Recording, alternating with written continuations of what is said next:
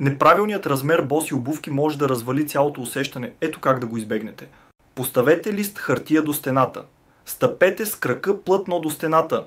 Начертайте линия до най-дългия ви пръст. Това е дължината на крака ви. Измерете широчината около най-широката част, където са костите на предно стъпало.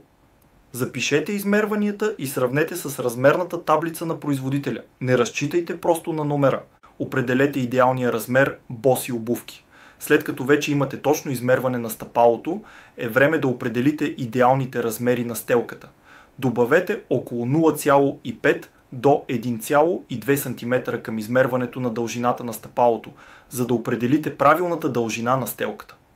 Почти винаги добавям 1,2 см за обувки с затворени пръсти, но за сандали използвам по-близо до 0,5 см. Ако обувките имат по-дебела вътрешна подплата за зимата или водоустойчива мембрана, смятам да увелича размера им, тъй като те заемат място и размерите на стелката често не се съобразяват с подплатата или мембраната. Например, при 23,3 см дължина на стъпалото търся затворени обувки с дължина на стелката около 24,5 см. Също така трябва да добавите около 0,4 см към ширината си, така че обикновено търся обувки с ширина около 9,4 см. Измерете краката си и направете интелигентен избор. Харесайте видеото и се абонирайте за още практични съвети за боси обувки.